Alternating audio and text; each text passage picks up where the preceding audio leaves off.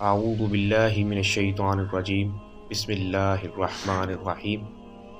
الحمد للہ رب العالمین الرحمن الرحیم مالک یوم الدین ایاک نعبد و ایاک نستعین اہدنا الصراط المستقیم صراط الذین انعمت علیہم غیر المغضوب علیہم ولا الضالین آمین اللہم صلی علی محمد وعلی آل محمد ربنا آتنا فی الدنیا حسنة وفی الآخرۃ حسنة وقنا عذاب النار یا مقلب القلوب ثبت قلبی علی دینک اللہم اجرنی من النار آمین۔ آج الحمدللہ اللہ کے فضل سے اور آج جمعۃ المبارک تو 22 رجب کو ایک رسم کے طور پر ہمارے 22 رجب کے کنڈے منائے جاتے ہیں۔ ہمارے یہ رسم کافی عرصے سے اس نے ایک اب رواج پکڑ لیا ہے اور لوگ اب اس کو ایک منت کے طور پر مناتے ہیں کہ ہماری کوئی جائز دعا قبول ہو جائے گی یا ہمارے اوپر کوئی مصیبت آنے سے ٹل جائے گی۔ تو اس کا قرآن سے یا حدیث سے کوئی تعلق نہیں،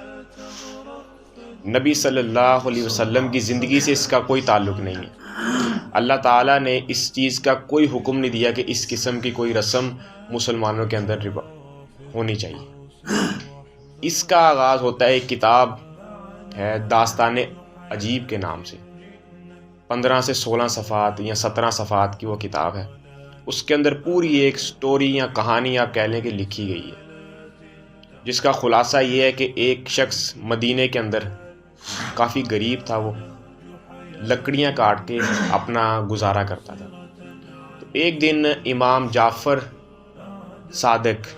بن محمد باقر بن علی بن حسین بن علی، ان کی وفات 148 ہجری کو ہوئی۔ یہ اس کے پاس سے گزرے، اس کے حال پر انہیں ترس آیا، پھر انہوں نے اسے کہا کہ تم منت کے طور پر میرے کنڈے دیا کرو، اللہ تعالیٰ پھر تمہارے حال پر بھی رحم کرے گا، تمہیں اس کا اجر بھی دے گا اس ایکٹیویٹی کا۔ تو وہاں سے اس رسم کو فروغ ملا، یہ اس کتاب کے اندر لکھا ہے ساری بات۔ وہاں سے اس رسم کو فروغ ملا اور چلتے چلتے چلتے چلتے آج آپ دیکھ لیں کہ ہمارے لوگ کنڈے مناتے ہیں۔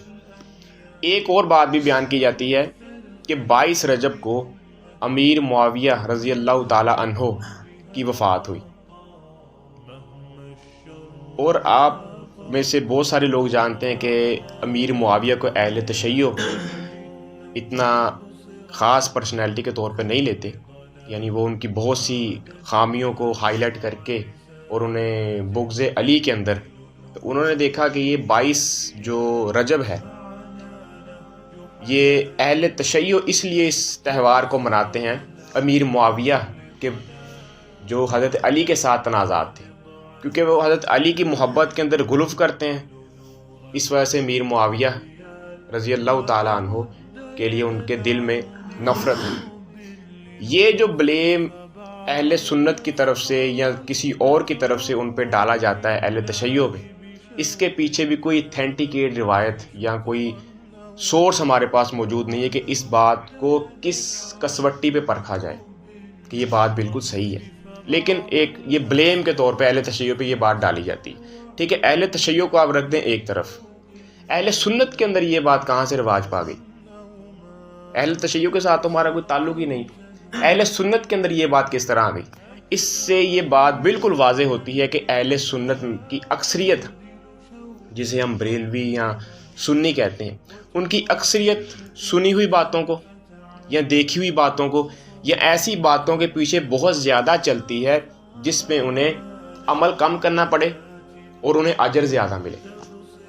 ایک انسان پورا دین پہ چلنے کی کوشش کرتا ہے، نماز کو قائم کرتا ہے، نماز کو پڑھتا ہے، اپنی اخلاقیات کو درست کرتا ہے، معاشرے کے تمام اصول و ضوابط اور قوانین کو اپنی ذات پہ اپلائی کر کے اور ایک اچھا انسان بننے کی کوشش کرتا ہے۔ لیکن اگر آپ صرف اتنا دیکھیں گے کہ آپ سب کچھ کرتے رہیں گے، ساری باتیں آپ چھوڑ دیں، اخلاقیات کو چھوڑ دیں، معاشرتی جو اصول و ضوابط ہیں معاشرے میں آپ نے کس طرح زندگی بسر کرنی ہے، ازواجی زندگی آپ نے کس طرح بسر کرنی ہے، اور والدین کے حقوق کیا ہیں، اللہ کے حقوق کیا ہیں، انسانیت کے حقوق کیا ہیں جو آپ کے ساتھ وابستہ ہیں. ان ساری چیزوں کو اگر آپ چھوڑ کر صرف ایک چیز کو مد نظر رکھیں کہ اگر ہم کنڈے کر لیں یا اگر ہم مرنے کے بعد کسی کو صالح ثواب کے لیے اس کا ختم دلوا دیں، یہ مختصر چیزیں اگر آپ چوز کر لیں تو باقی ساری چیزوں کو آپ چھوڑ دیں گے، کیونکہ آپ کو سارا اجر تو یہاں پہ دے دیا گیا. آپ کو یہ بات آپ کے ذہن میں فٹ کر دی گئی کہ آپ کو سارا اجر یہاں سے مل جائے گا. تو اس چیز کا اسلام کے ساتھ کوئی تعلق نہیں، بلکہ یہ اسلام کے نام پہ ایک بدعت گڑ لی گئی تاکہ لوگوں کو اصل مقصد سے ہٹا کر، بنیاد سے ہٹا کر ایک غلط راستے پہ چلا دیا جائے، ان کی بنیاد کمزور کر دی جائے. تو یہ اصل میں بدعت ہے. تو اب اگلا سوال یہ پیدا ہوتا ہے کہ کیا جو اس کا کھانا ہے وہ ہمارے لیے جائز ہے، ہم اس کا کھانا کھا سکتے ہیں؟ تو بدعت جو بھی اسلام کے نام پہ کی جاتی ہے اس کا کھانا تو جائز نہیں. لیکن اگر آپ کے پاس کوئی ایسی چیز آتی ہے کہ آپ کو پتہ ہی نہیں کہ یہ کہاں سے آئی ہے، تو صحیح بخاری کے اندر روایت ہے، حضرت عائشہ رضی اللہ تعالیٰ عنہ بیان فرماتی ہیں کہ نبی صلی اللہ علیہ وسلم سے انہوں نے پوچھا کہ یہ ابھی لوگ نئے نئے مسلمان ہوئے ہیں تو ان کی طرف سے بعض دفعہ ہمیں بہت کچھ کھانے کے لیے آتا ہے، تو کیا ہم وہ کھا لیا کریں؟ یعنی ظاہری بات ہے کہ مشرک جب مسلمان ہوتا ہے تو اس کا ذبیحہ آپ دیکھ لیں پہلے وہ کس طرح کرتے تھے، کوئی اللہ کا نام نہیں، کوئی کچھ نہیں. تو حضرت عائشہ رضی اللہ تعالیٰ عنہ فرماتی ہے کہ نبی صلی اللہ علیہ وسلم نے فرمایا کہ تم بسم اللہ پڑھ کر کھا لیا کرو. تو جب بھی آپ کے پاس کوئی ایسی چیز آئے کہ آپ کو پتہ نہیں ہے کہ وہ چیز کہاں سے آئی ہے، مثال کے طور پہ اب صبح آپ لوگوں کے گھر کھیر آ رہی ہے، حلوہ آ رہا ہے، تو اب ظاہری بات ہے کہ آپ کو پتہ ہے کہ یہ کنڈے کی رسم، ٹھیک ہے. لیکن اگر کوئی ایسا تہوار نہیں ہے، کوئی کنڈے کا تہوار نہیں، کوئی 11ویں شریف کا کوئی چکر نہیں ہے، یا کوئی اور معاملہ، کوئی ختم کا چکر نہیں، تو آپ بسم اللہ پڑھ کے اسے کھا سکتے ہیں. لیکن اگر آپ کے پاس کوئی سورس ہے کہ آپ اس کو جان سکیں تو وہ چیز آپ کے لیے کھانا جائز نہیں.